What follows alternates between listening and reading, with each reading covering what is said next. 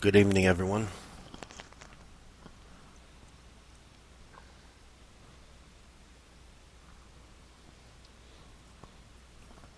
How's everyone doing tonight?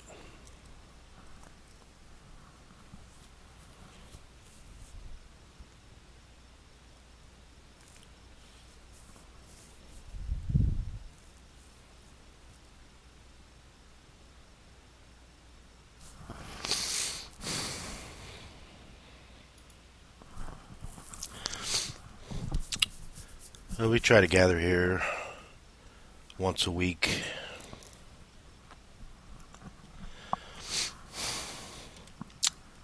The subject matter is sort of dubious. We call it by lots of names. Non-duality, oneness.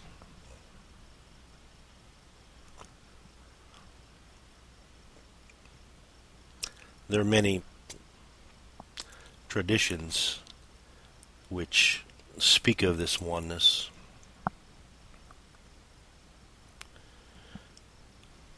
That particular tradition that we generally speak from here is Vedanta, which is a tradition of India. But in some forms of Buddhism, it is the core message. Taoism, Sufism, even forms of Christianity, like Gnosticism or Christian mysticism, have that at the root of their message.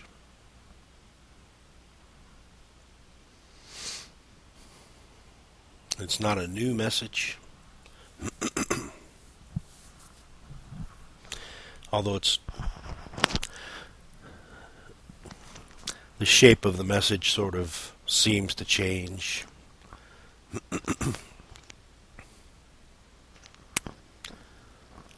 It's always pointing to the same thing. And what it's pointing to is not something that is difficult. It's not something that's hidden. It's not a mystery. It's not something that is figured out. It's not something that is attained later.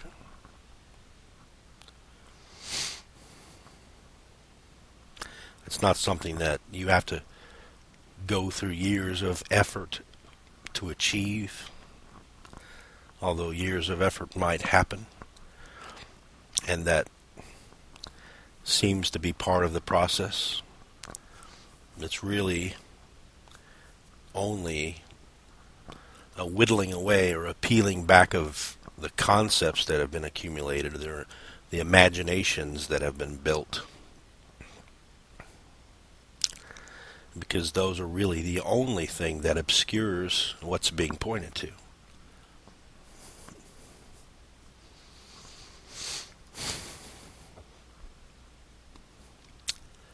In reality, nothing is needed. Nothing is going to change.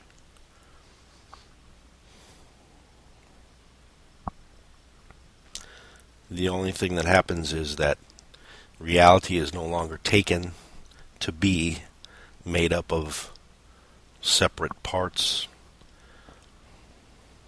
no longer taken to be a world of things which are independent.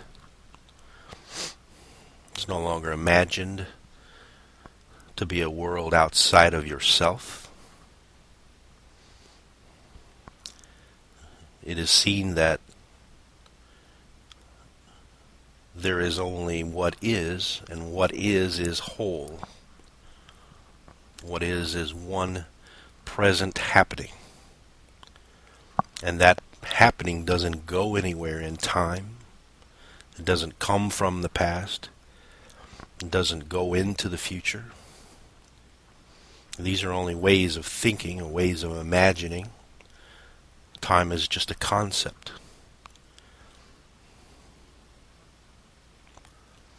There is no past except for the present thought, and there is no future except for the present thought.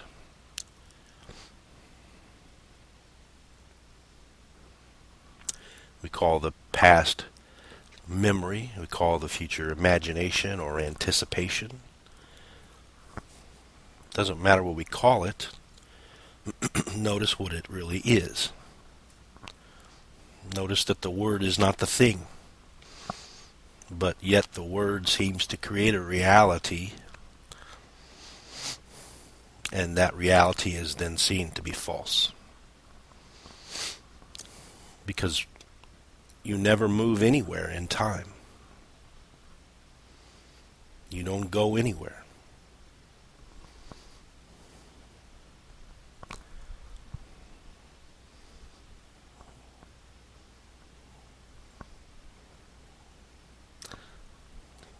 What was past, when it was reality, it was the present. And what will be will not be the future, it will be the present. Right now is the present. It's not going anywhere.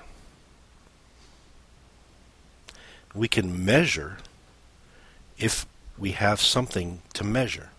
So we have the ticking clock. We've divided or created a measurement, and then we can say that there's a second gone by, another second gone by. But it's not moving, it's not really going anywhere. It's the present unfolding as this present happening. It's never going anywhere.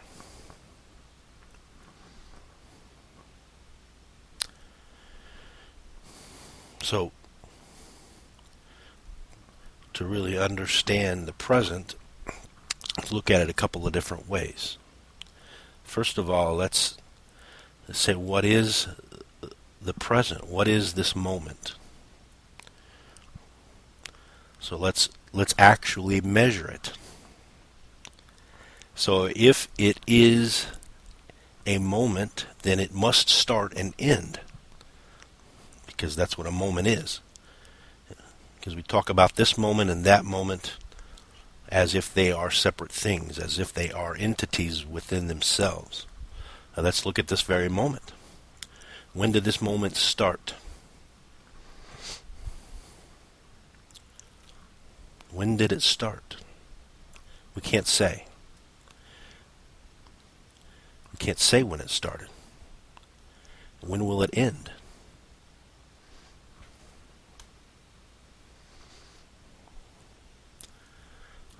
So let's wait for the ending of this moment and the beginning of the next moment.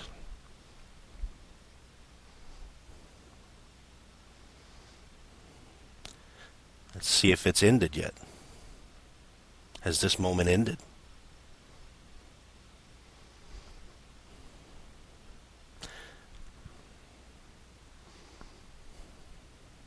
It's still here.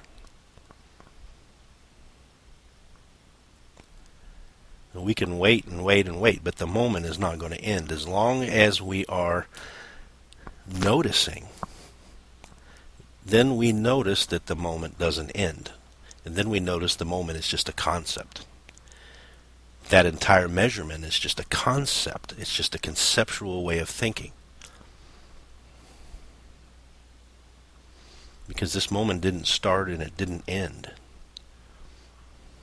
And it's not going to. It is ever the timeless present. It is ever this present happening. Whatever this happening might be, it doesn't make any difference. It's this present happening that we are pointing to, that we must notice, that we must observe. And in that observation, we notice how the mind works.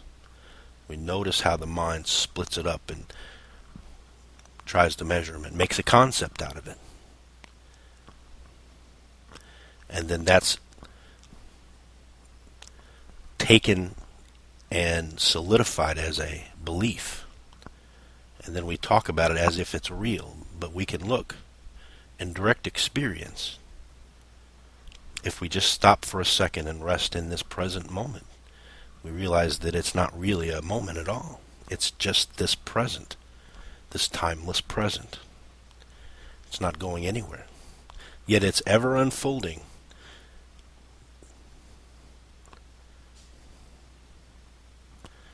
So we look at it another way. We say, what is this present? To know about the present, we must take a look at it. We must figure out what it is. What is this present? We talk about it all the time, but do we know what it really is? What is the present? And we talk about the present millennium, the present century. Is that what we mean? No, it's not. That's not what we mean when we say the present. Is it the present decade? That's the 10 years. That's not what we mean. When we point to something, we say it's the present. We know what we're pointing to. But it's not the present decade. Is it the present year? 2010? No, that's not the present. Is it the present month? Is it the present week? Is it the present day? Is that what we mean? It's not what we mean. Well, what is the present? Is it the present hour? 24 hours in a day? Is it the present minute? The 60 minutes in an hour?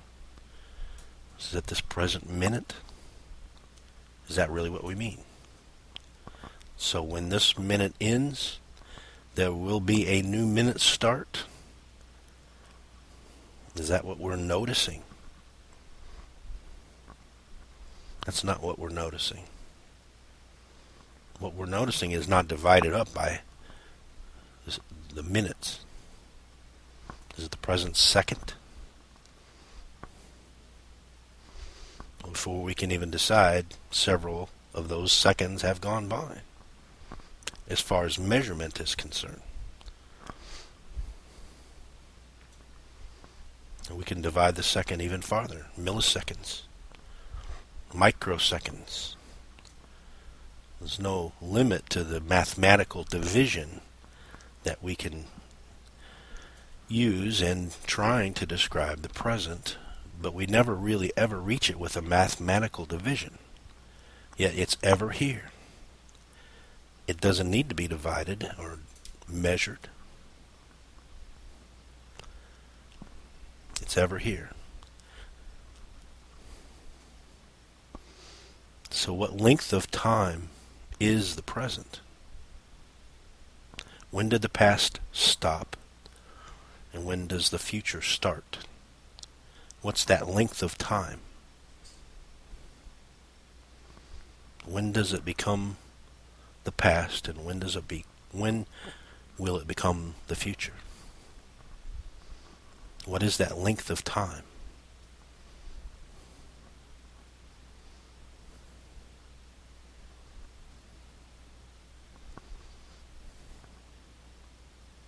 What is that measurement? There isn't one. There is no measurement for the present.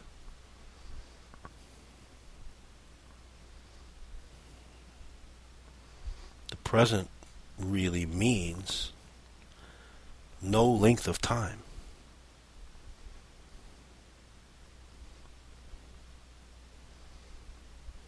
is no length of time. That's the present. No length of time means timeless. The present is timeless.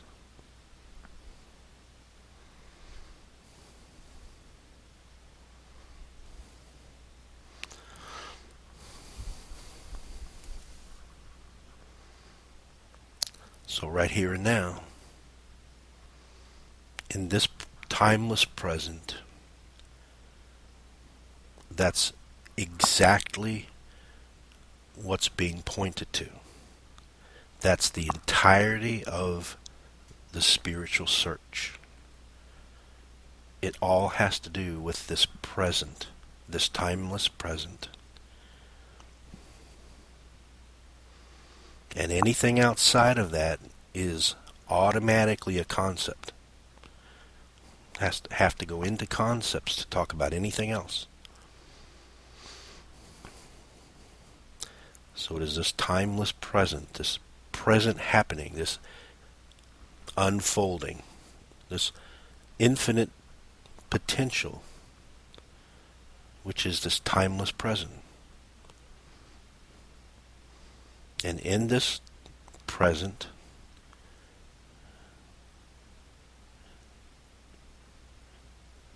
we have experiencing going on.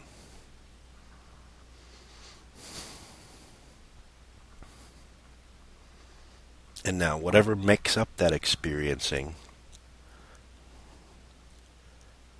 we might say it's a voice, it might be the sound of bubbling water. Right now, it might be the sensation of a butt in a chair. Might be the glare of a light.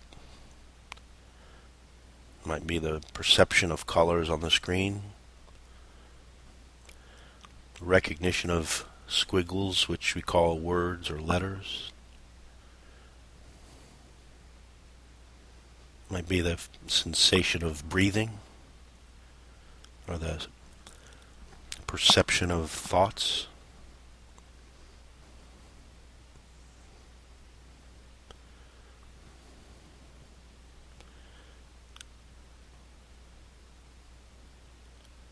That's the entirety of the spiritual search, is to deal with, to observe, and to recognize this present moment.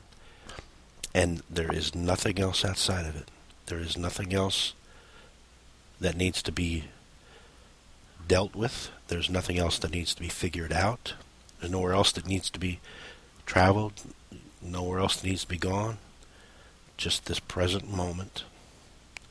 And its present unfolding. Whatever that might be.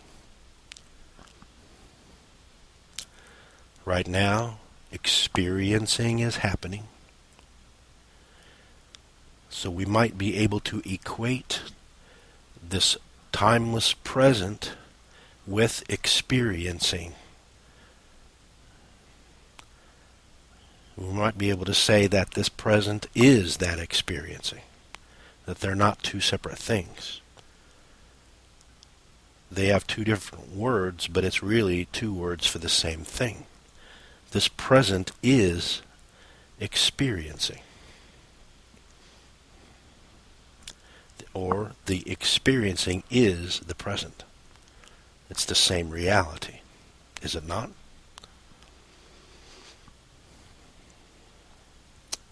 So what we call the present, really we could also call it experiencing.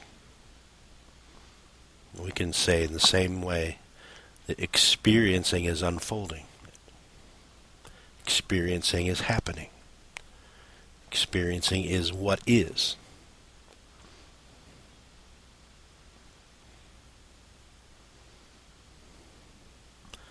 Now we don't have to go anywhere else. We don't have to take that any farther. We don't have to describe the content of experiencing. We don't have to describe the content of this present moment or this timeless present. We don't have to talk about the content of it. We can just stay right here still in this present, in this experiencing.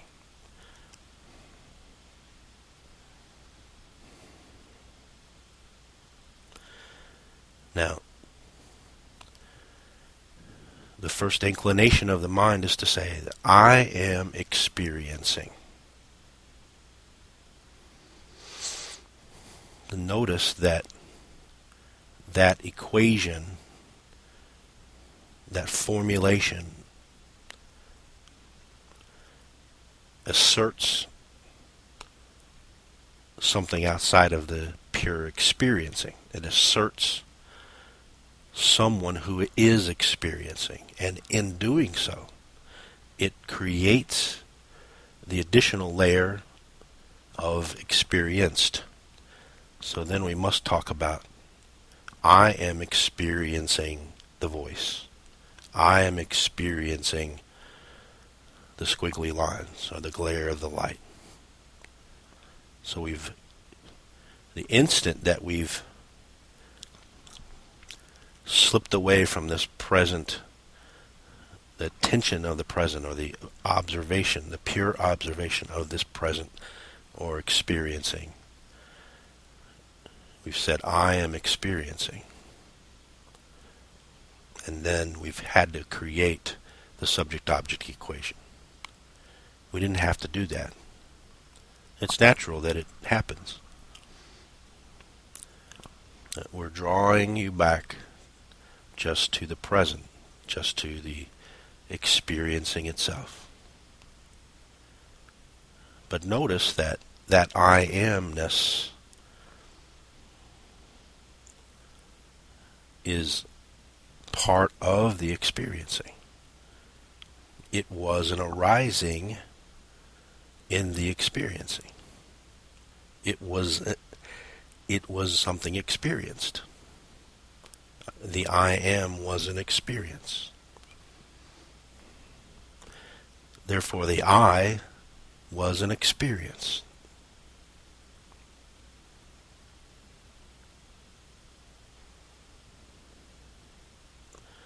So that I is a construct. It's a way of thinking. It's a way of measuring, attempting to measure this present moment. Just like time is a way of measuring this present moment. The mind doesn't like to stay with that presence. It wants to divide, it wants to split it up, it wants to explain it, it wants to measure it, it wants to make sense of it. And it's okay that it does that. There's nothing wrong with it. The point is just to observe that and see it for what it really is. Notice that I came up as a measurement, as an attempt to describe. That's all the I is. The I as an individual, that entire story is built from that inclination, impulse to make sense or describe.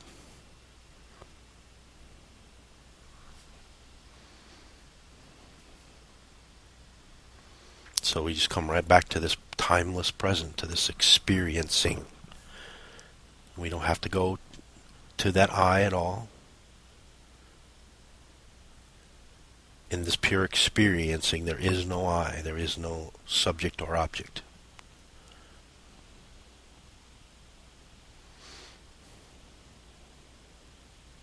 There's no way to describe it. The very act of describing is the duality.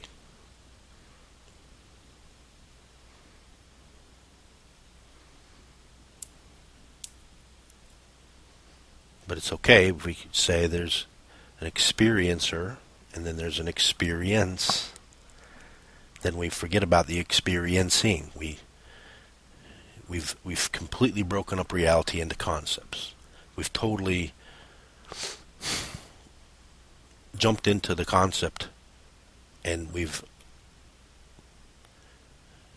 let go of the presence of now, of the present moment, of experiencing. We've now gone into the concepts about reality. Now that I, the experiencer, who is apart from the experience, who owns experiencing, who is doing the experiencing, that I is a component of time. It requires the measurement itself of time to exist. Because that I is nothing without memory. If you have no memory, you have no I. You have no idea of a life story. You have no idea of an identity. All of that is built on memory entirely. So that I is a component of time. Time is a requirement for that I, for that experiencer.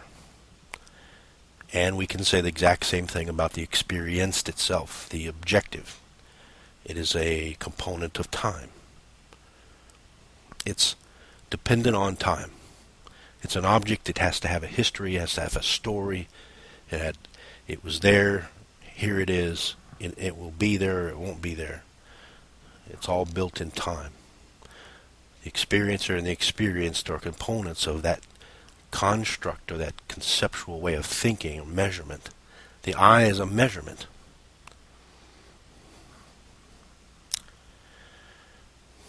But it only arrived after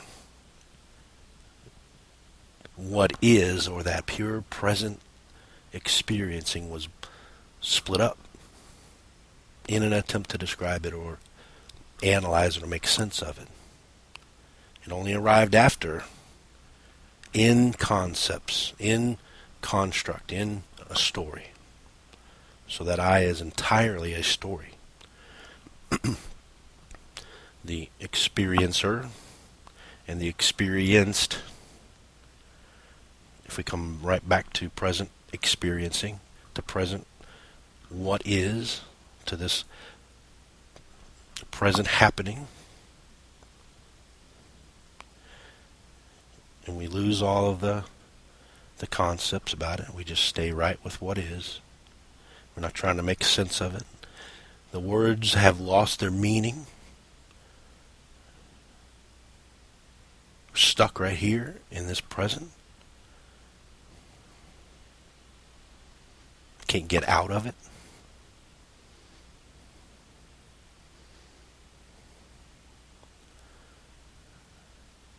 Then really the experiencer and the experienced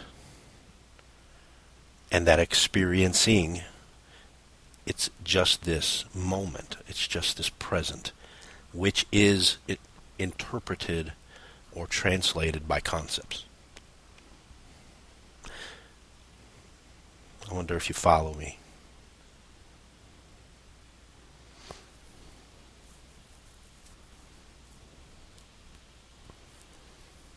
So we have non-dual reality. That's what's going on right now.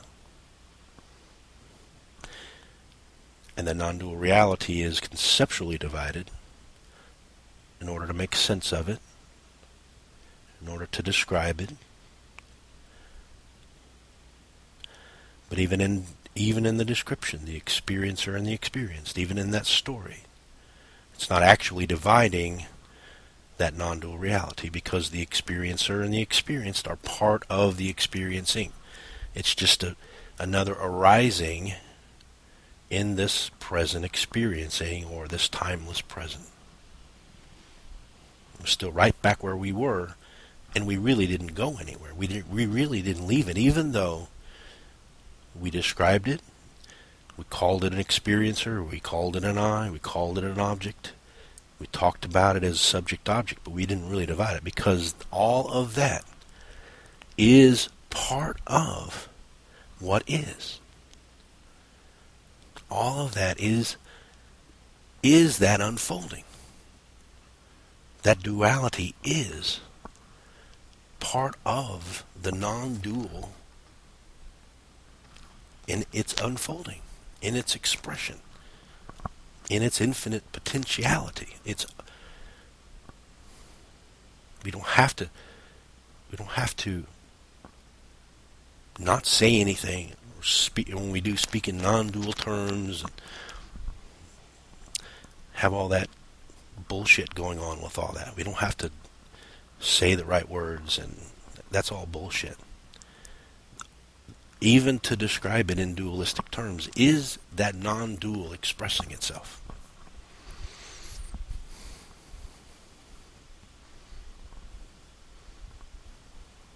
So whatever this present experiencing is, whatever it may be described as, whatever story we tell about it, it's still ever just the timeless present, which never goes anywhere, and there's nothing outside of it. And it's not actually divided except in concept. Except when we forget that division or that description wasn't an actual division, but only a construct, only a story about it.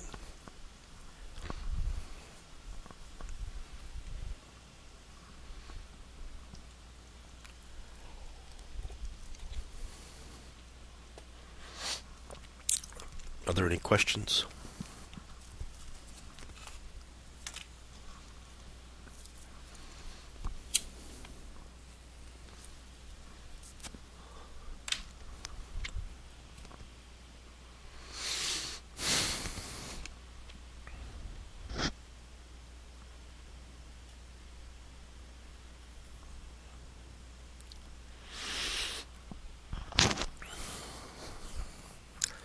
Looks like you got a new friend, Rana.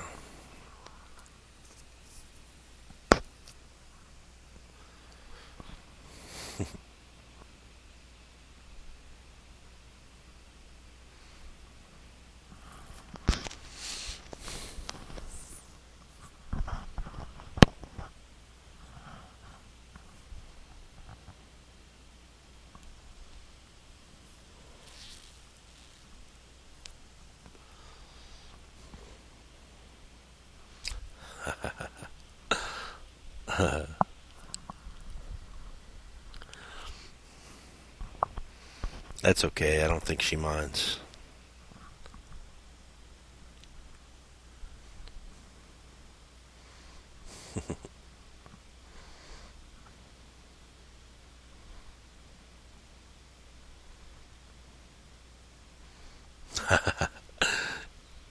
Yes, they are twins.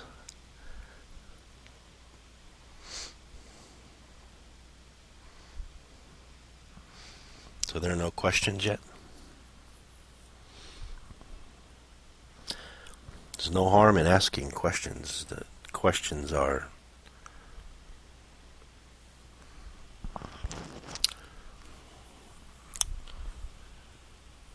very helpful.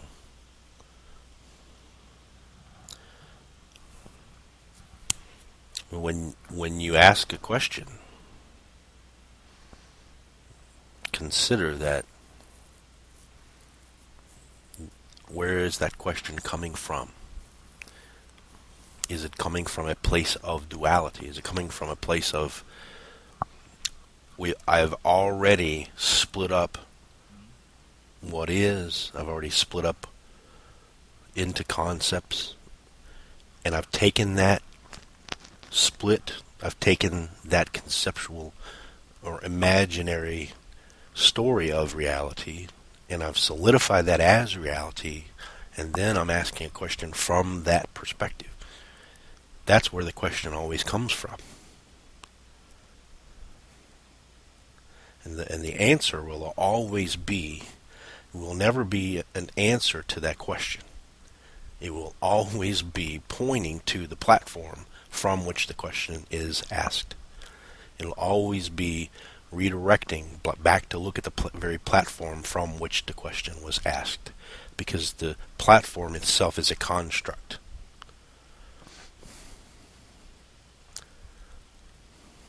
So every question is automatically false. Because from that space of timeless present, where you already are and can't get out of anyway, there are no questions. Yet if there are questions, then they must be asked. Because they're like a flashlight shining in a dark room, and then all the cockroaches run. Are there virtual cockroaches?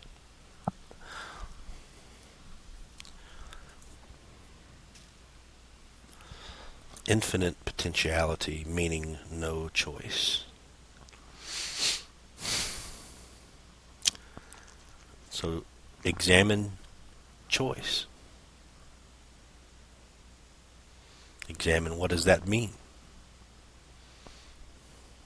Choice means I choose. Now we can say that choosing seems to be happening. Thoughts come up, a decision is made, and an action follows. We can say that much, that's fine. That's obvious reality if we want to go so far as to describe what is by the words thought and decisions and actions. But choice, there's no problem with choice. The problem with it is that there is an I who is choosing, and that I is a construct. The I is a measurement. The I is a thought. It's another thought. There's nothing wrong with choice. Choice happens all the time. To say there is no choice would be ridiculous. Not that it's never said. It may be pointed to in different ways. But to say there is no choice is ridiculous, because choice happens all the time. But who is choosing? Is there an I choosing? And if there is an I, that I must stand outside of what is, outside of this present happening. It must be an observer to the happening. Reality is split into two things. And then I'm over here, and then I'm choosing. Well, to be over here as an I, I'm automatically limited. Because now here I am all by myself. And I'm limited because there's everything else. That's a limitation. That is the limitation. That's the root limitation. Taking that I, that objective I, that measurement, that construct, taking that I to be what you are, is to automatically limit yourself. So when you say that is identifying with the choice, it's like identifying with the hearing. I am hearing. So we're telling a story about what is. Hearing is going on. But there's no I that's hearing. Because the I is a measurement. It's a way to talk about it. It's a way to communicate it. It's a conceptual mechanism, but it's not an actual entity. There is no actual I, separate and apart, standing alone over here all by itself. That I is just a conceptual measurement to make sense of reality. It makes sense to the mind, but it's not reality. It's imagination. That identification is always imagination.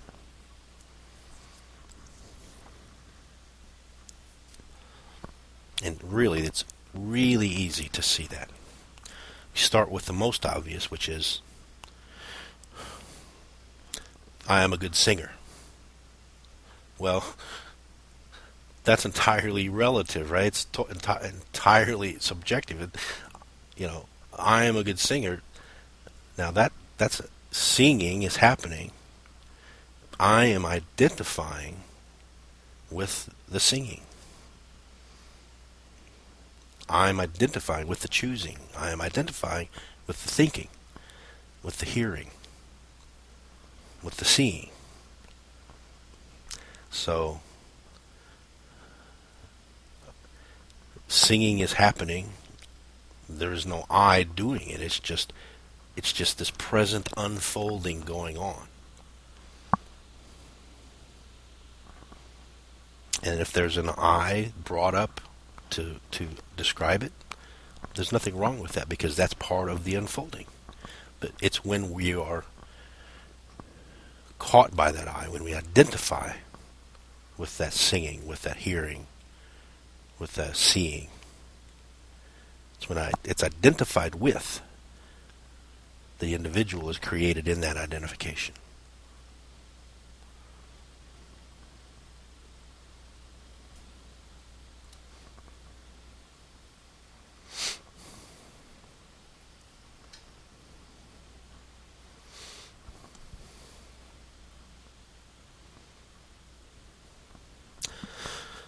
So, the question is, why are you here?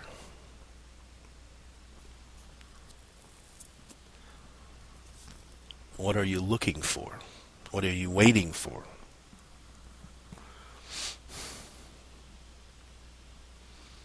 There's a desire to understand what's going on.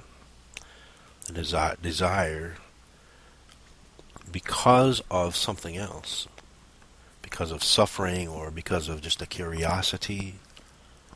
There's a desire to understand. So there are lots of other things going on, reading books and watching videos, and the whole internet is full of it.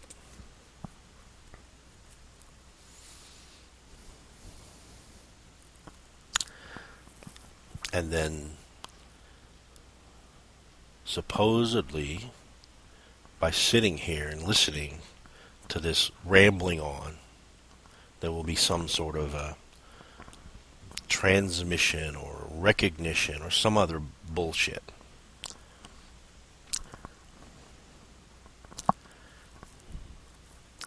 Now that doesn't mean that something might be heard and that recognition might happen. But it's not a recognition that's new. It's not seeing something new. It's not finding anything. It's not understanding anything. It's only that belief, that platform, gets a chunk taken out of it. It gets cracked.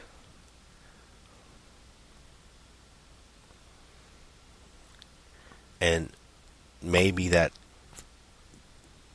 false platform, that foundation, maybe that platform crumbles, breaks in half.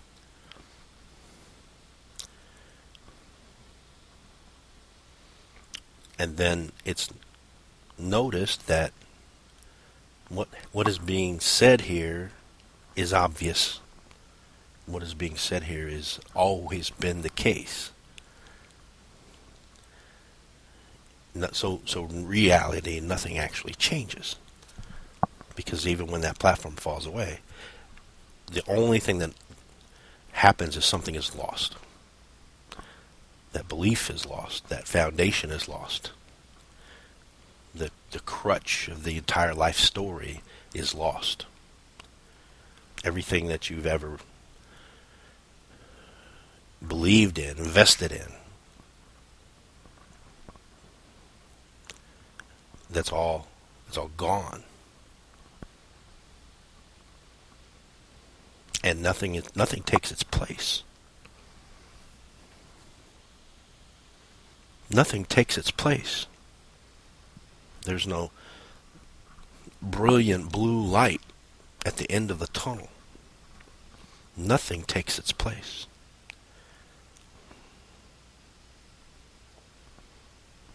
It's absolute emptiness.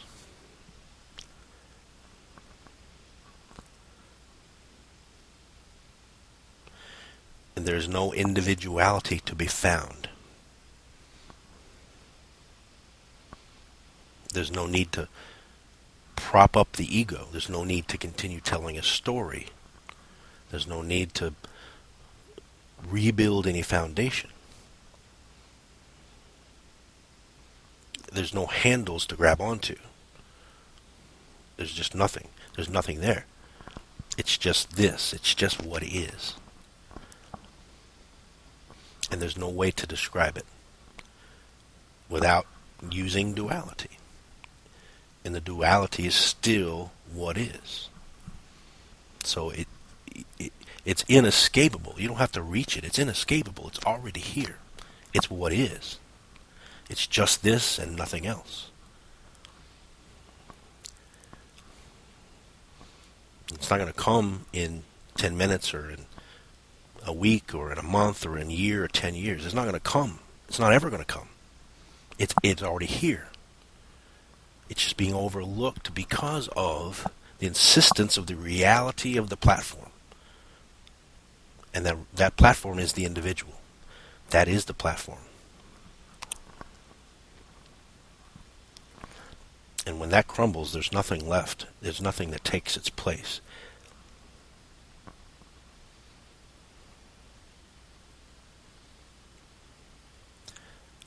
Now, the other side of that coin is that there is no longer any conditions.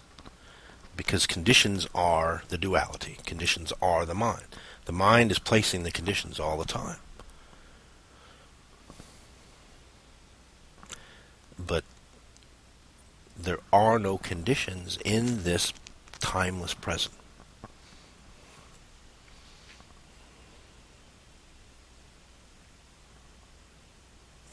So what is accepted absolutely, unconditionally. And that's really the true meaning of peace. That's really the true meaning of happiness or love. It's really three words for the same thing. Those three words really mean unconditional. And that's this present moment. That's what is. That's this timeless unfolding.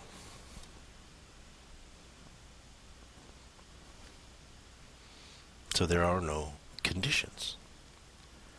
So let's say that a loud truck goes by and its exhaust is gone and it's really loud.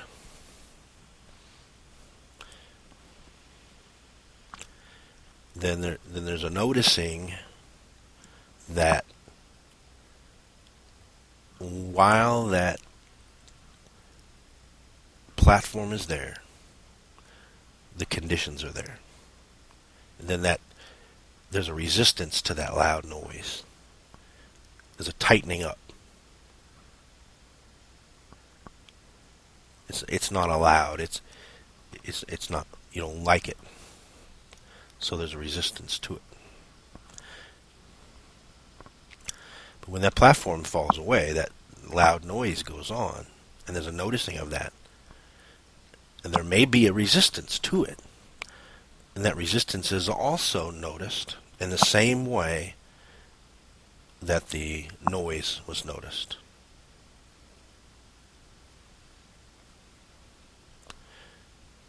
So really both become objective. The noise and the resistance become objective, become objects of observation.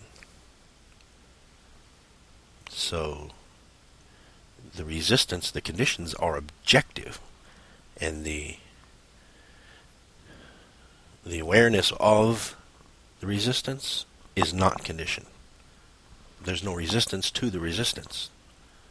The resistance is allowed to be, the loud noise is allowed to be, and that's all part of the unfolding of this timeless present. So there's still no grip, there's still no handle, there's nothing still to hold on to. There's no condition whatsoever.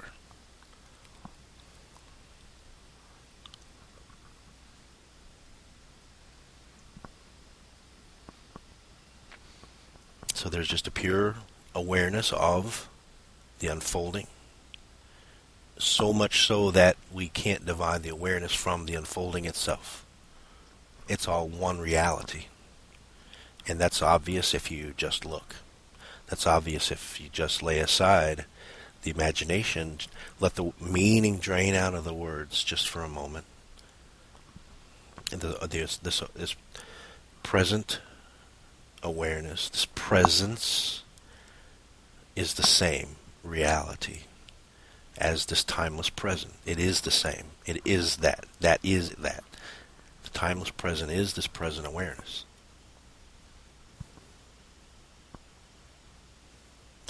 In fact, it's so much so that even the word awareness loses its meaning. The meaning of that word even is drained away. There's no room in this for even the word awareness. It's beyond description. There's no way to even talk about it, except we use words like what is, or the absolute, or oneness, or whatever. Doesn't make any difference, because all those words are all bullshit words anyway. Those also have no meaning. They're just ways to try to point to it. But it doesn't need to be gained. It doesn't need to be achieved. It is. And you are that. So what you are is that. What else could you possibly be?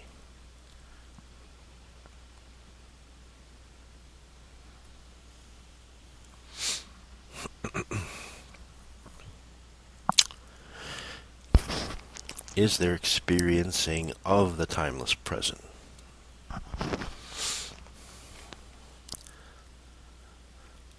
Conceptually, there is experiencing of the timeless present, but really, they're the same thing.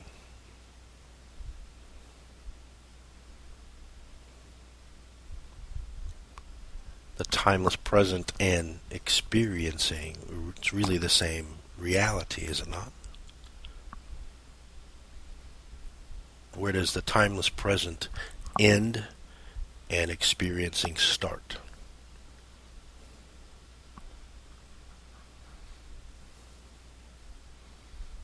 If we talk about experiencing, we know what we're talking about. That's simple and easy. We know experiencing. When we say experiencing, that's pointing to something, and we can say right now, experiencing is happening. We can say that without a doubt. And the present, as we talked about in the beginning, is really just this present. It didn't start, it's not ending. It's just this. Is that present? Is that something other than that experiencing? Is it different than it? Is it not the same thing?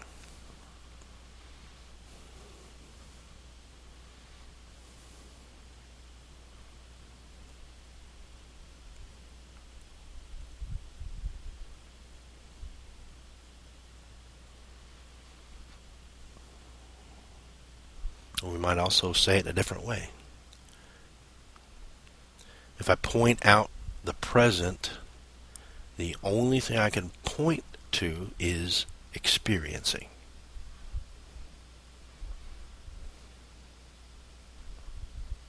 And flip it around. If I point out experiencing, I can only point it out in the present.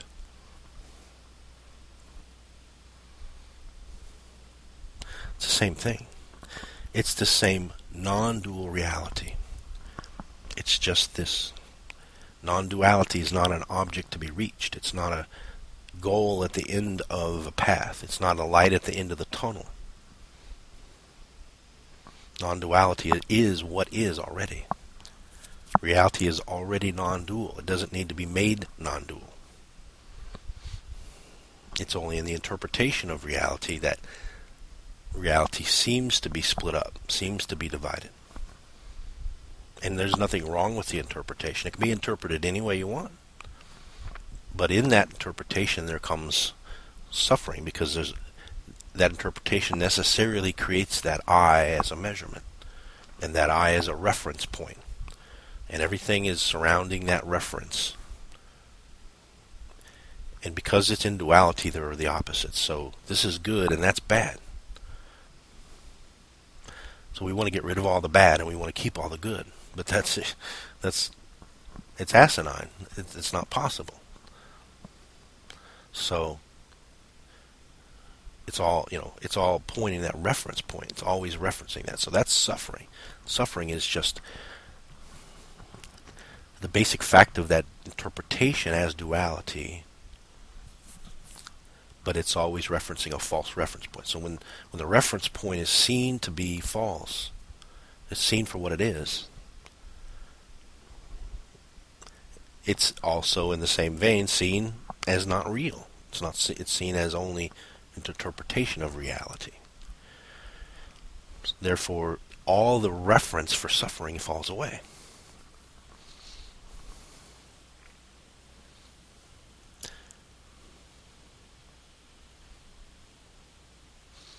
It doesn't make any difference what happens, because there's no one, it's not happened to anybody.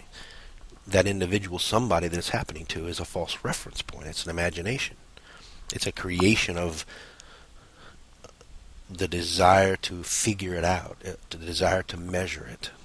It's an attempt to run away from stillness, from silence, from this emptiness, which is what is. The mind doesn't like that, so it runs away with it by trying to make sense of it. It doesn't like mystery. It wants knowledge, so it builds that knowledge out of concepts, and then in that process the eye is created, and then it's taken to be real, and then all the suffering is referenced to it. But it's all a construct. It's all a story. And there may be a point of recognition where my whole life has been built on a concept. Everything I've ever taken to be real has been nothing but an imagination about reality. It's just been an interpretation, a story. Everything, every last bit is washed away. And that applies to, let's say, to your loved ones. There are individual, separate persons there, and they're my family, I love them, whatever, and there's nothing wrong with that. But when that life story falls away, when the appearance is seen to be what it is, then it's recognized that they are appearances. They appear and they will disappear. And it's all part of the unfolding. So there's no more investment in the story. That doesn't mean that we go up and live in a mountain and tell everybody to go to hell and go live in a mountain somewhere. That's not necessary. It's just that there's no more imagination being overlaid on top of everything. And when that overlay is gone, the other side of that coin is there, and that is that love is no longer a relative thing. So the wife and the kids, or the husband and the mother or the father, or whoever, when there is no longer a story about them, when they're seen for what they really are, there's no longer an overlay of this relative love, what we call love, which is not really love, but it's attachment, it's possession. And real love is understood to be a pointer to not without condition. Love means without condition. So while they're there, they're accepted absolutely. And when they're gone, the absence is accepted absolutely.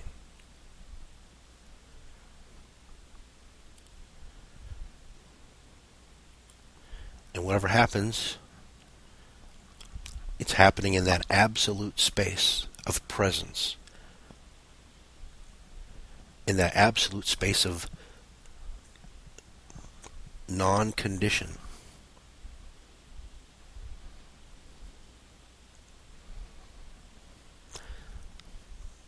So then we might say that's real love. That's really the love. That's the love that's spoke of as real love or unconditional love. So we might see the beginning of that as negating the family and negating the individual. You know, you can't love your family anymore, and you have to go to a mountain and all that. That's all bullshit. When they are negated as entities separate, there is the possibility then to notice the real meaning of love, which is without conditions. And then the experiencing itself is unfolding, and those conditions are gone.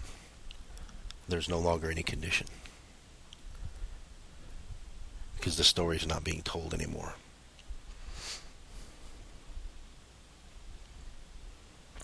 I wonder if you're following me.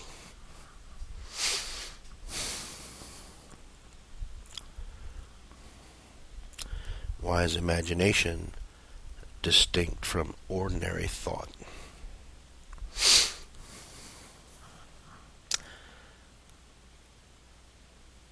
Thought, to even speak of thought, is imagination. What do I mean by that?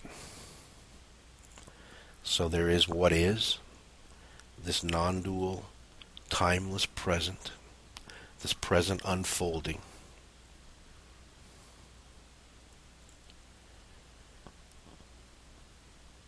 With no way to measure it, with no way to build any knowledge about it, until we go into the measurement, the figuring out, the conceptual.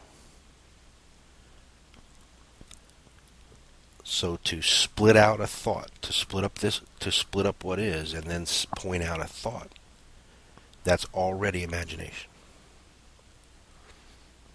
It's already telling a story about what is. It's already measuring what is. It's already interpreting what is. And then we give it a name. And that name is thought.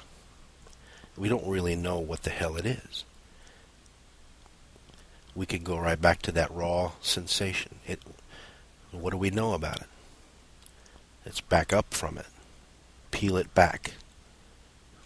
So we know what we mean when we say thought. But we didn't have to call it thought. We could have called it anything. So the word itself is not absolute. Thought is not an absolute concept. So we didn't have to call it thought. We could have called it anything. We could have called it a jar. As long as everybody agrees on the word, then we know what we're talking about. We've agreed on thought as the word to describe something. So now we take the word away, and let's stay with that something. And we still know what we're talking about. But now it's lost its concept.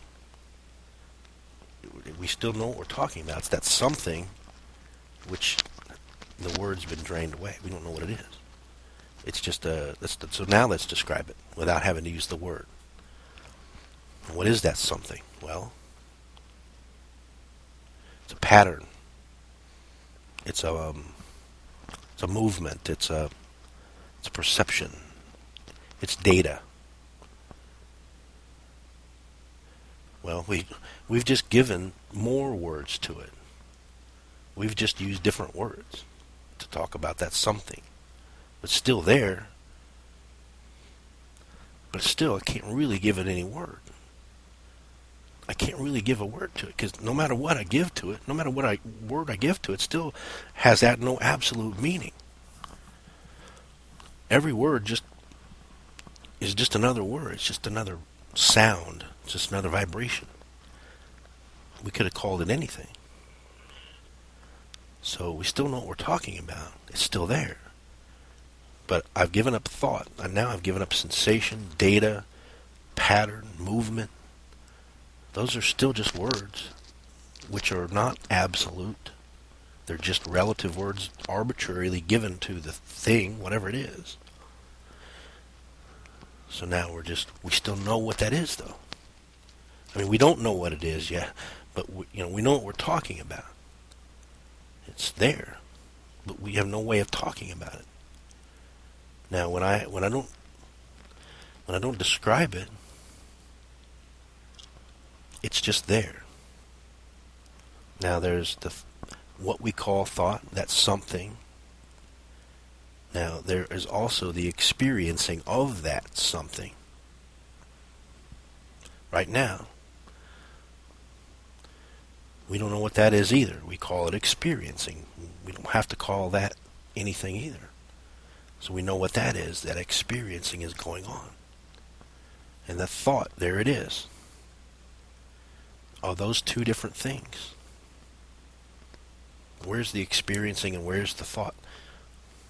Without the words, there isn't an actual division or separation there, is there? It's really the same thing. When the thought comes, it is experiencing. There's really no need to give it the additional layer and call it experience, call it object, call it thought. We don't have to call it anything. As soon as we start calling it something, the mind automatically assumes its division. Do you follow that? The experiencing and the thought are the same thing.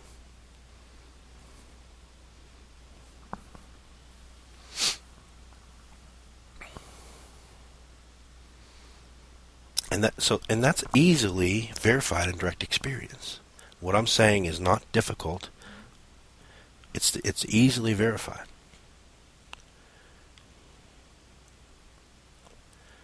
You can't point out experiencing without pointing to the experience. Do you follow that? When you're pointing out experiencing, you're pointing out experience. It's the same thing. It's not divided. Now point out the observer. Point out experiencer. Point out awareness.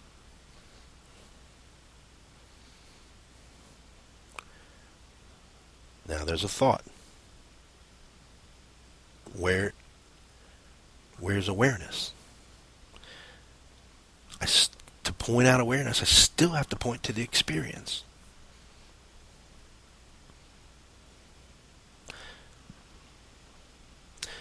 Awareness and experiencing are really two words for the same thing.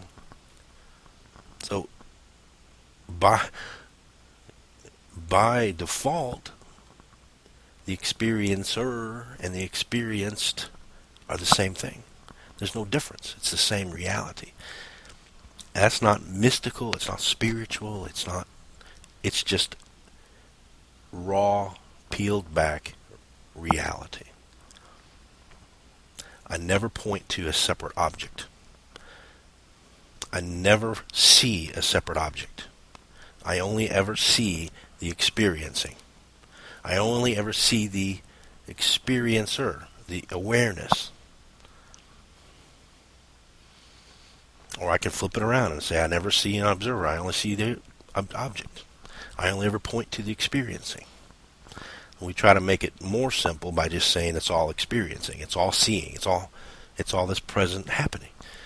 But it's so simple, it's difficult. It's so easy, it's hard. It's so ingrained to think in terms of duality that the obvious, blaringly obvious non-duality is overlooked every time. It's not special people sitting up front here, gurus and all this. They have some kind of special experience and they're going to give it to you. That's all a load of crap. A giant load of crap. Reality is non-dual and it's easily verified. If it weren't for the concepts that are so ingrained that we constantly overlook that non-duality because we have to describe everything in terms of duality. We can't get out of that because it's so ingrained.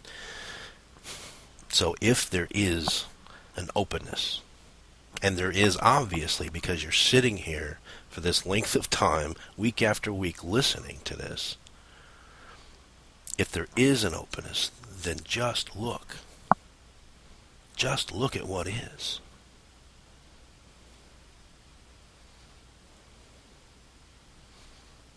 See if the experience is ever apart from the experiencing. And see that experiencing and awareness are really the same reality. It's so simple and obvious. The mind wants to, the mind wants to take it and turn it into some guy, and he's enlightened, and now I'm going to be enlightened. I'm going to listen to him. Forget about it. Notice what is and be done with it.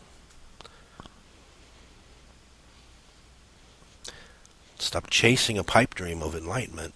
Enlightenment is always here. It's never absent. Seeking it is why you miss it.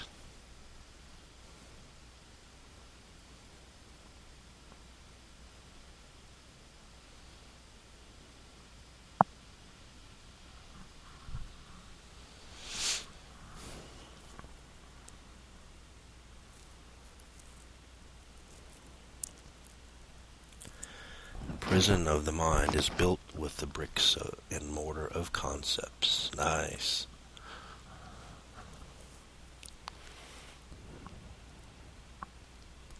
But that's a concept too, you know. Experiencing contains both. Without words, no division. Absolutely. Why do you choose to share what you know?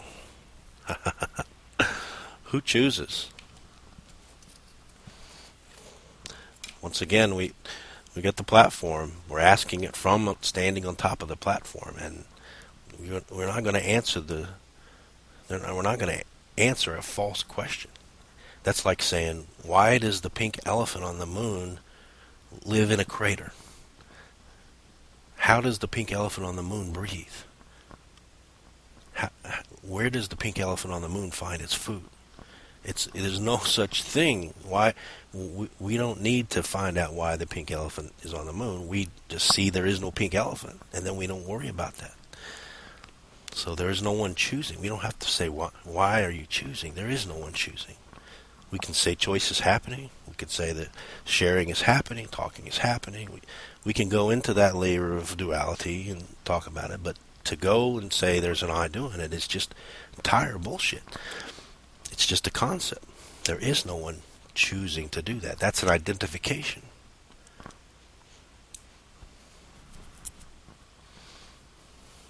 That's the root imagination. That's the imagination that starts it all off, that individual. So, there is no one choosing to do it. It's just happening. That's part of the unfolding. That's part of what's going on. There's no need to figure any of it out. Why there's talking, sharing going on, why there's listening, why are you here? It doesn't make any difference. There's no condition. There's no need to answer why. Why is just for the mind. Why? It's a pastime for the mind. Try to figure it all out. Who knows? Who knows why it happens?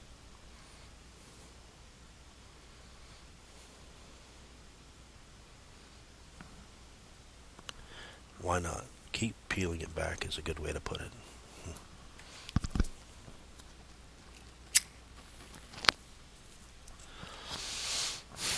If you take anything with you,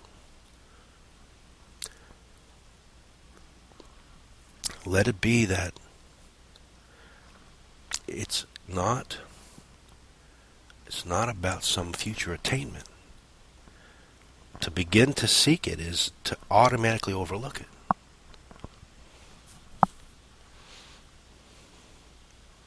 And where does that leave you? It leaves you exactly where you already are and never left. It leaves you right here, this timeless presence. Go away and sit and watch it. See if you can find the ending to this moment. It never will come. You can't get out of it.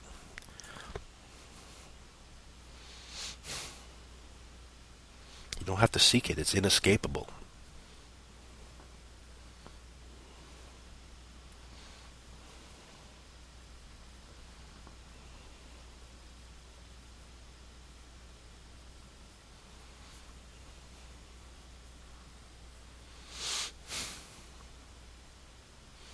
And then it's expressed in lots of different ways. And seeing is happening. That's a very powerful pointer.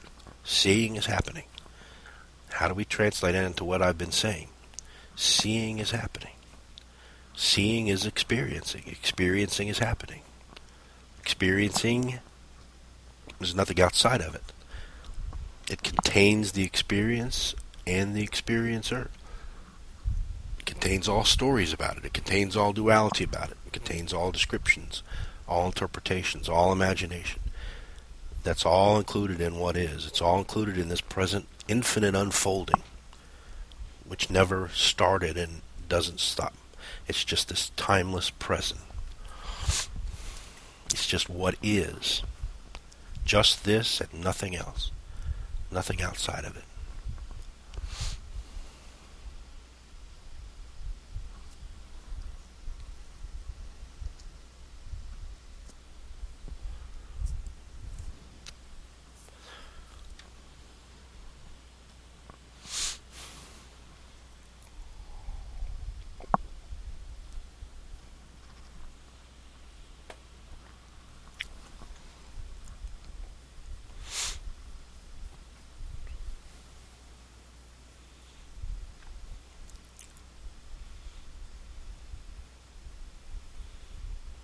Are there any other questions?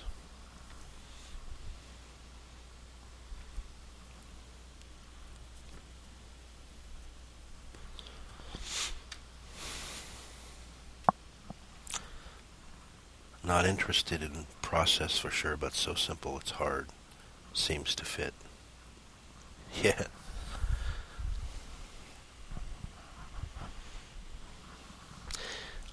It's like the eye trying to see the eye. It's like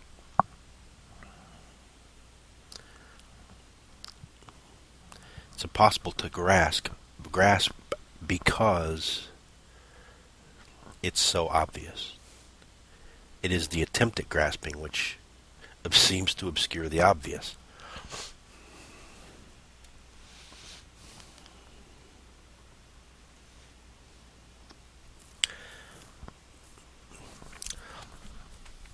Let's talk about a metaphor that Rana seems to like a lot. And that is of the chain, the gold chain. And the gold chain is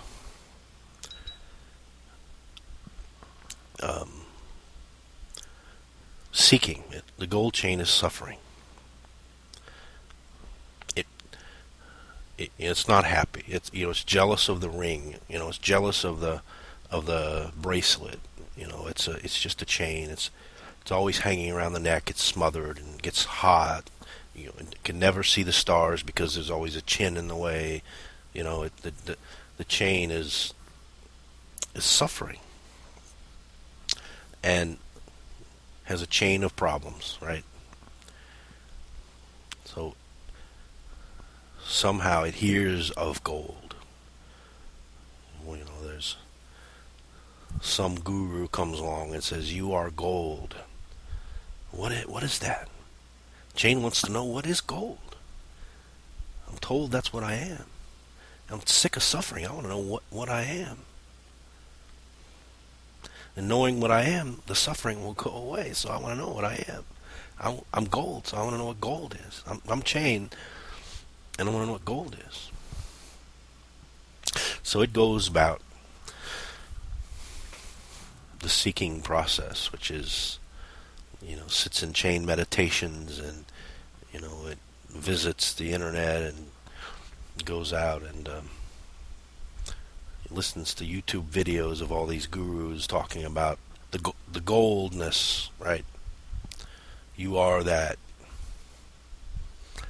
Wow, it's great. I'm excited. I want to find the gold. I'm going to go do lots of things, and I'm going to get to. I'm going to reach gold. The gold chain says this.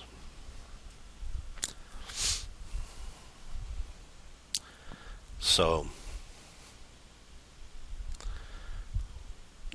the guru comes back and he says, so, what's going on? And the chain says, well, I'm still trying to find out what I am.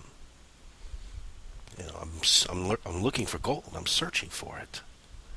And the guru just kind of looks at him and laughs, He says, here's some pointers, go with them, whatever. Here's a mantra, go sit in the corner and, say this mantra 1,000 times or something. What? The guru's kind of like, what's the point, right? Let's give you something to do to not, so you don't, sit there and spin out of control about this stuff, because the guru knows the chain is gold. The chain doesn't know it's gold.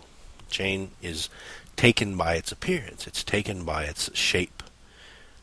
It's an ornament. It's a specific shape. It's got its own unique weight and its own unique shine, its own unique form.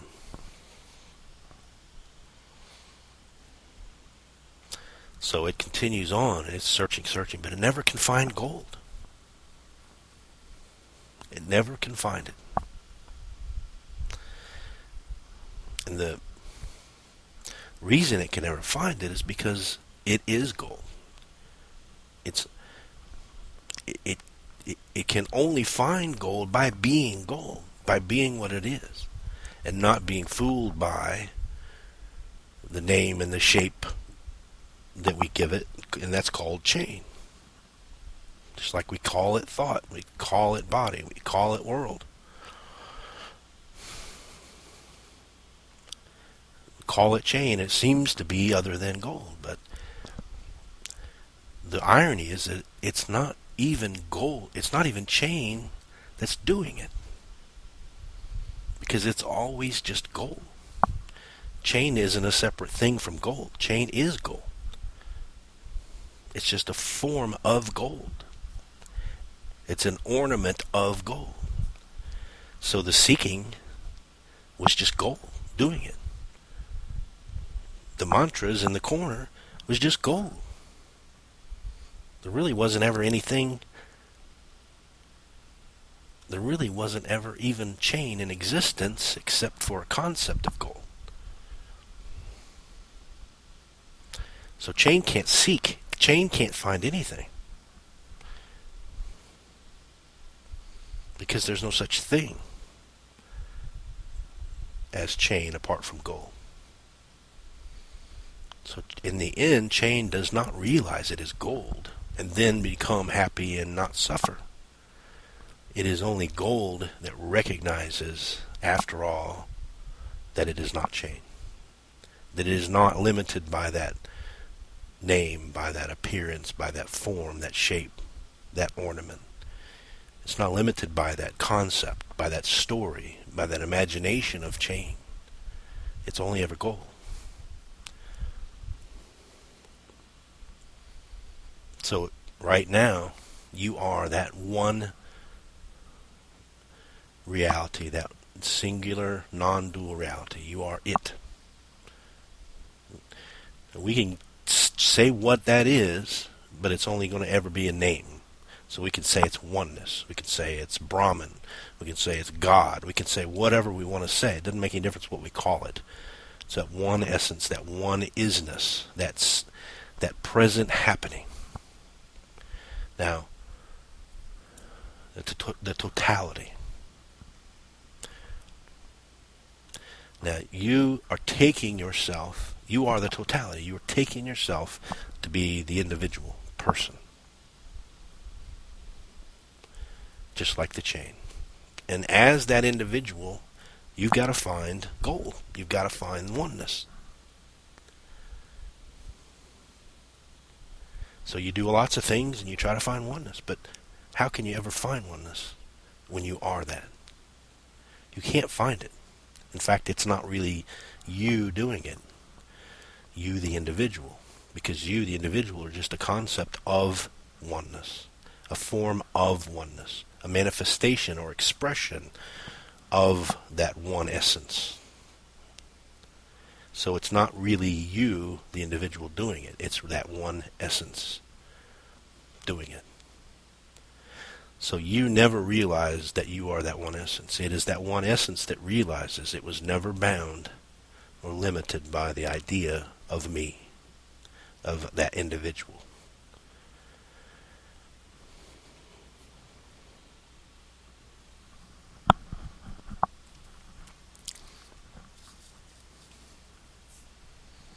Every step in the search is a step away from what you are. Absolutely. Absolutely. So what's the point of taking the first step?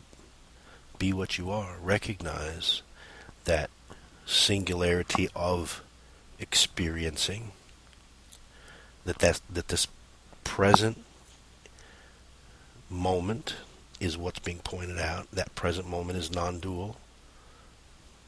Experiencing is all there is.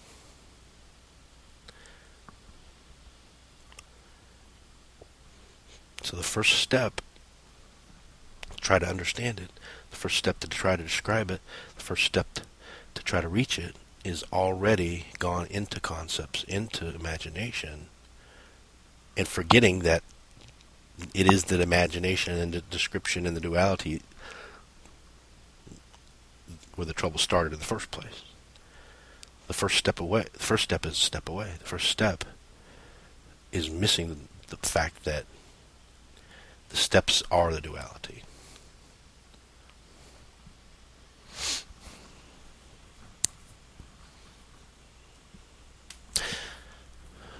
And then we can say that even the steps are okay, because they're still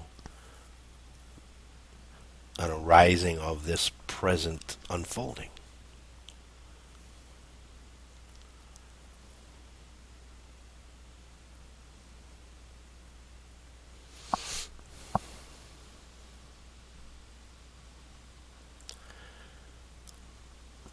The chain or the me thinks it can actually do something.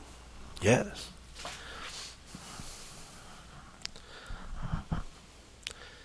The gold, taking itself to be the chain, automatically limited itself. So then gold is not, then the gold believes that it is not bracelet, that it is not watch, that it is not ring. And those are all separate. In defining itself as a chain, gold limits itself automatically. It doesn't actually limit itself, but it takes itself to be. And that's where the hole is. That's the hole that we're trying to fill in spiritual seeking. That hole will never be filled in any way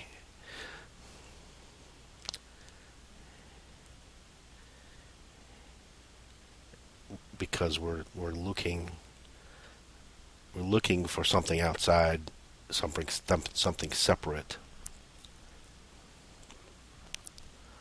The whole is only there because there's a sense of limitation. That sense of limitation is false from the beginning. So there is no hole to fill. See, the limitation is false and there is no hole. There is no longer a hole.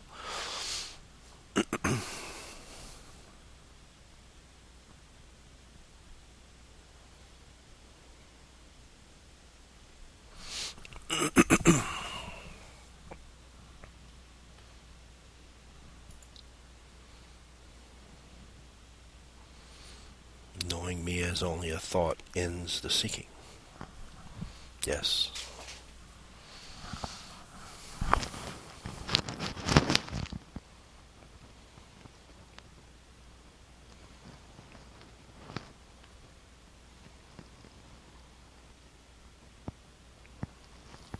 So just keep coming back to that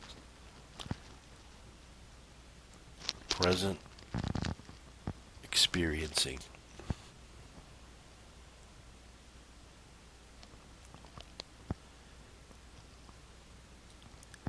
And just recognize that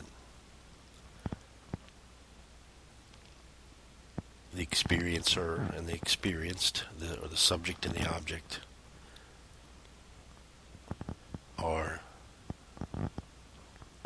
mental measurements or constructs in an attempt to describe the present happening, which is never anything but non-dual.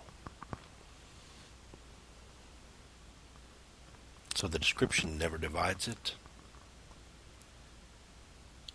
And if we look closely, the experience and the experiencing or the awareness of it is really the same thing. Because I can't point out experiencing unless I'm pointing out experience. I can't point out awareness unless I point out an object of awareness. I can't find awareness anywhere, but yet awareness is, we might say, what lights up the experience. It might say what illuminates the experience, what knows the experience. But if I have to point out awareness, I really can only point to the object. I can't point to awareness. The experiencing and awareness, it's the same thing. It's the same, two words for the same thing. Experiencing. So I'm pointing out experience, I'm pointing out experiencing at the same time. It's the same thing.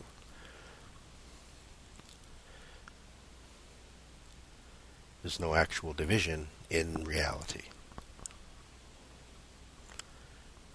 It's so blindingly simple that it's overlooked.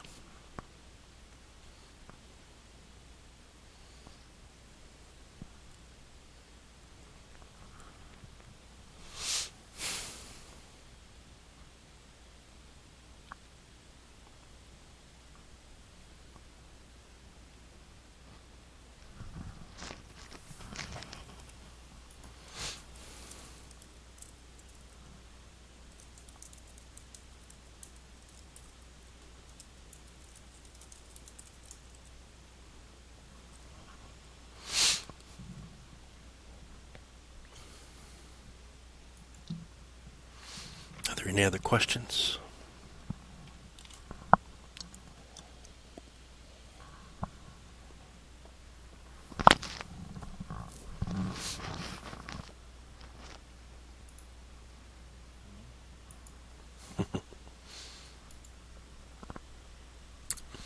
How come it suddenly seems to dawn on people? I know no people. Well, we could talk about that from several different ways.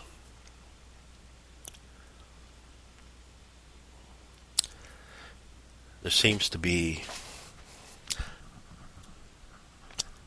Let's just make sure we understand one thing. There's no problem with talking in dualistic terms. Anyone that has to restrict their speech to eliminate all possible duality is an impossibility. It's ridiculous. It sounds ridiculous, and it is ridiculous. There's no way to not talk in terms of duality. Any talking, any communication is automatically dualistic. So trying to make it trying to make speech perfectly non-dual is bullshit. It's ridiculous. So there's no need to mince words. We can talk about, but we have to understand is from what perspective are we talking from? So if we're talking, I'm sitting here talking to you, we're talking in a relative way. We're talking in it's imagination that there's an individual here talking to an individual there. There's only experiencing going on. That's all there ever is. We could split that up to, conceptually, we can say that I'm talking to you. And we can go into that story, and we could talk about Randall and Kat and, in a relative way. And there's nothing wrong with that. It's just telling a story. As long as we know it's telling a story, then there's no harm in it. It's when we believe the story that suffering happens. So if we're talking in relative terms,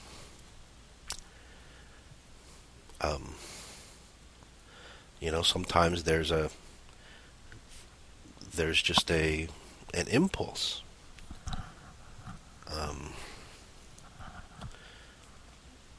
Just to understand what's going on, and it might be born of suffering. You might be born out of just misery. I feel awful, and I just want to know what the hell is going on.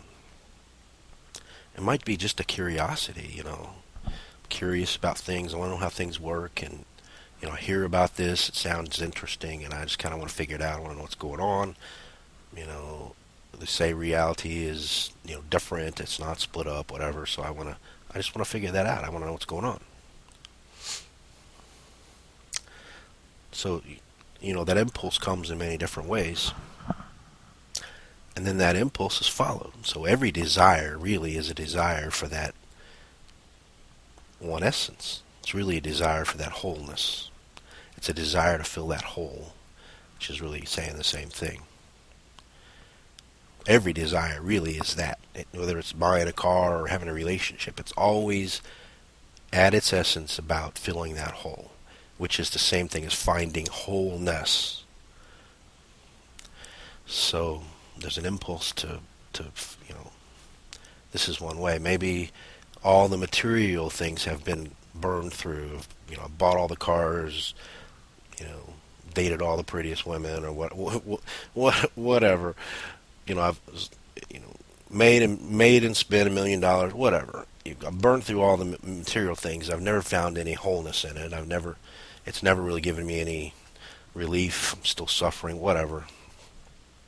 So then we turn more to the spiritual, and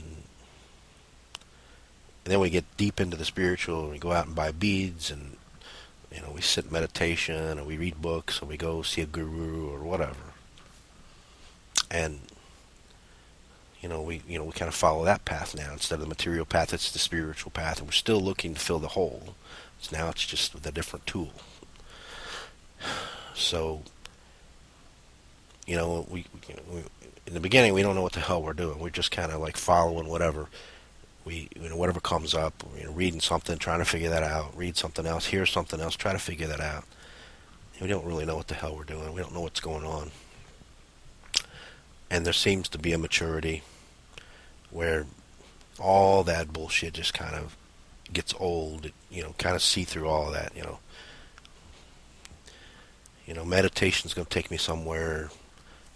But to meditate enforces the idea that there's an individual who meditates. So at some point, it starts to contradict itself. At some point, it becomes a paradox. And it's that paradox where we're at the breaking point. Because if I follow this through, at some point, all the stuff I've been doing, it dead ends, because if there is no division, then even the individual is the root division. So who is it that's doing any of it? And now I'm at a dead end because I can't go any farther. No matter what I do, every question I ask is assuming that individual. Every question that I ask is assuming that platform. So I'm at a dead end. The mind can't go any farther. It runs out of ammunition. And we might call that maturity. We might say that you burn through all the other stuff and you've come basically to the point where you're at a dead end. And you could keep spinning the wheels, but you're still at the dead end. You're still at the brick road. You can't go any farther. oftentimes these meetings, that's where we're at. We're at a dead end. We might have been at a dead end for the past 5 years, but we're still at a dead end. We don't know what's going on. We can't go any farther. We're just stuck. So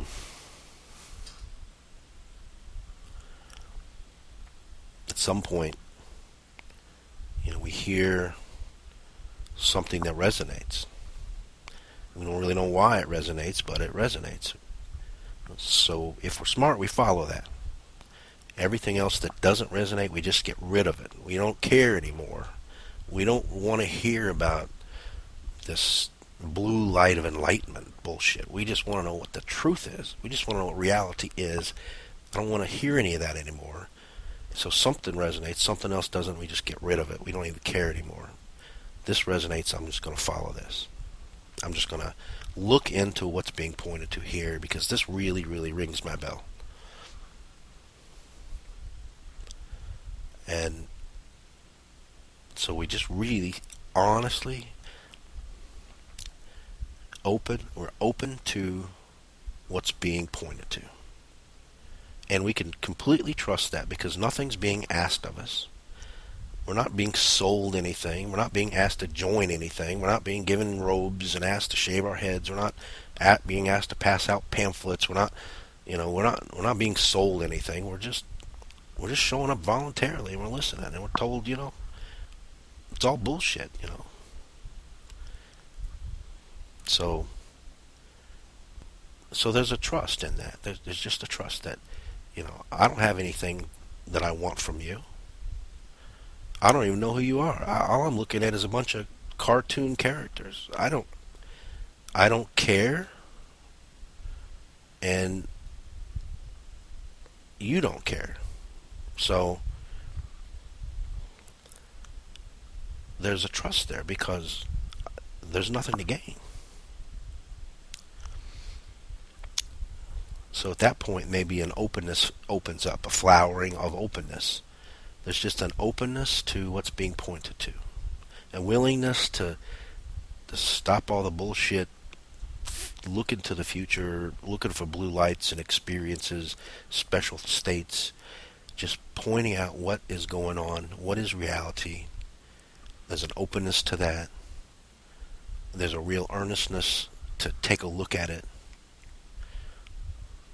to watch as these concepts keep bubbling up, to watch as the imagination keeps bubbling up, just to be observer of that, and to just notice what's going on. And at some point, it just clicks. Something clicks. So maybe you're reading something, and Bob Adamson says something about, like, knowing is what I call intelligence, not the intellect, but knowing. It's an activity that's going on. It's here right now. It's a presence. And that just, oh yeah, now I see what you're talking about. Yeah, that's obvious. Yeah, but wait a minute.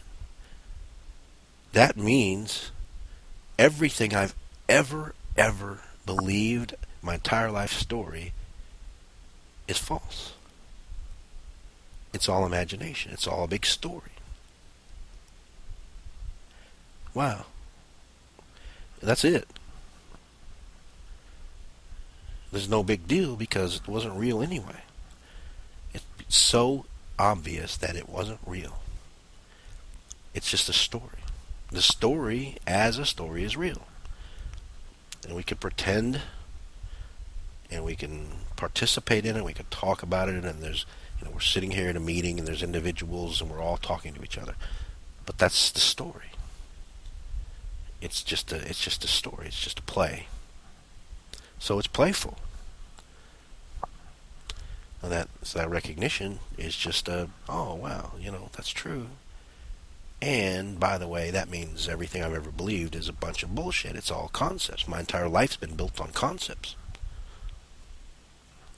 But you don't lose anything. Nothing's lost because you never had it.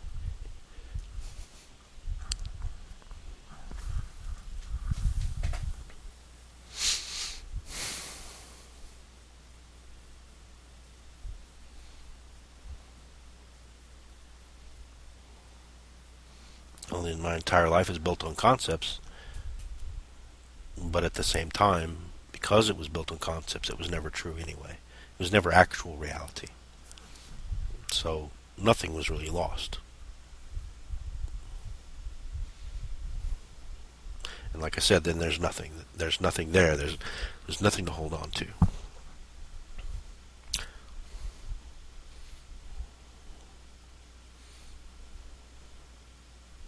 It's like you're... I don't know if I want to say this because this... You don't take this conceptually. Don't take this... But it's like you're in a well and, there are rocks sticking out that you can grab hold of, and you're pulling yourself up with the rocks. But all the rocks are gone. It's smooth now, and you just fall. But there's no bottom to it. It's just dark, and there's nothing there. That doesn't mean that all this is going to happen, and then there's going to be just a dark nothingness. That's not what I'm saying.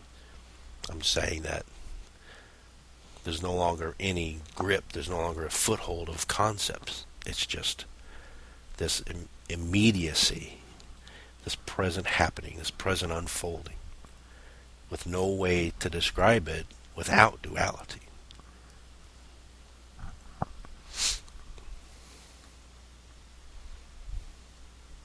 Free falling, yeah.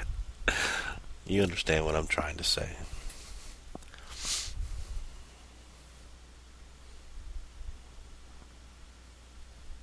But it was always that way anyway. It's just that we were trying to grab hold of something. That's why we were constantly creating imagination, because we were trying to grab hold of something, because we were falling. We always have been falling. That still is very conceptual, but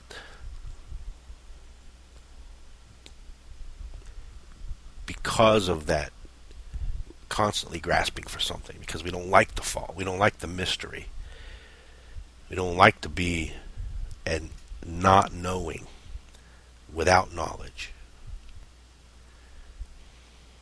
The mystery is scary to the mind, so it's constantly grasping for something. It's constantly telling a story. It's constantly building this imagination. It's constantly propping up this image. That's what we call the ego. That's the defense against the falling. It's a defense against the being without a foothold, against the mystery. It's a defense against the stillness, against the emptiness. The mind doesn't like that, so that's why it tells its stories. It's entirely innocent, entirely inadvertent. But there's nothing to fear.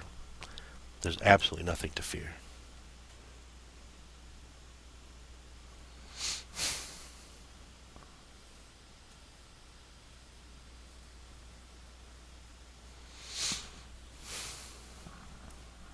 Are there any other questions?